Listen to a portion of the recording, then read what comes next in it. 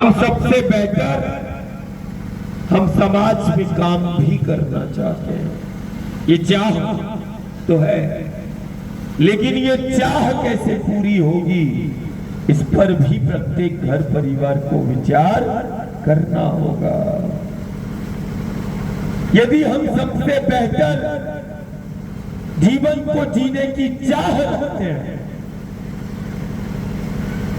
और यदि हम सबसे बेहतर जीवन को बनाने की चाह रखते हैं और जीने की चाह रखते हैं,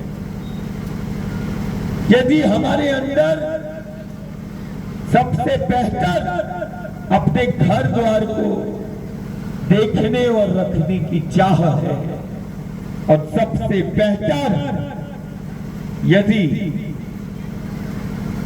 समाज में काम करने की चाह है, तो ये ध्यान देना कि यदि सबसे बेहतर जीवन को यदि किसी ने दिया है और दे रहा है या देगा, तो जीवन को यदि कोई हमारे बना सकता है और हमारे घर द्वार को सबसे बेहतर यदि कोई रख सकता है, तो युग साक्षी है, सदी साक्षी है। ये सत्य को अपने जीवन में धारण कर लेना, सबसे बेहतर जीवन देने वाली है मां और सबसे बेहतर जीवन को बनाने वाली भी है मां। और यदि कोई हमारे घर द्वार को सबसे सुरक्षित और सबसे बेहतर रख सकती है, तो वो भी है मां, वो भी है मां। बेहतर जीवन को देने वाली है मां और बेहतर जीवन को बनाने वाली भी है मां। युग साक्षी है, सदी साक्षी है।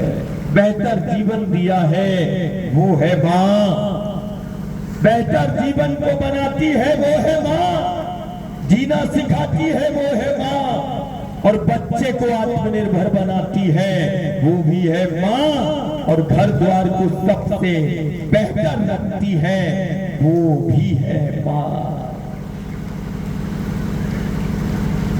मेरी प्रसन्नता, मेरा संपन्नता का सुख और आनंद का आधार भी है मां, सिर्फ मां है,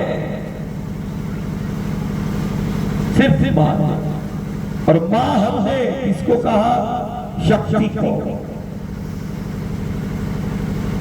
और शक्ति किसको कहा, जो जीव जगत ब्रह्मांड को प्रकट करती है, जीव का संचालन करती है, जगत का संचालन करती है। हम शक्ति आराधना करते हैं, हम शक्ति की उपासना करते हैं, हम शक्ति साधना करते हैं, आराधना करते हैं। कारण वो हमारे जीव की जगत की वो आधार है, आधार को वो शक्ति के रूप में, और शक्ति को हमने मां के रूप में पाया है और शक्ति को हमने मां के रूप में माना है। साक्षात शक्ति, साक्षात शक्ति को पाया है मां नर्मदा के रूप में, साक्षात शक्ति को पाया है। दुनिया के लिए नदी है, हमारे लिए भगवती है, हमारे लिए शक्ति का साक्षात स्वरूप है।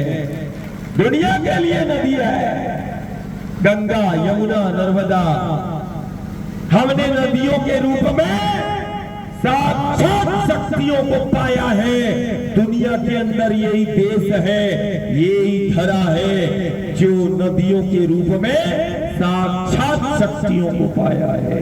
गंगा के रूप में, यमुना के रूप में, गोदावरी, कावेरी के रूप में,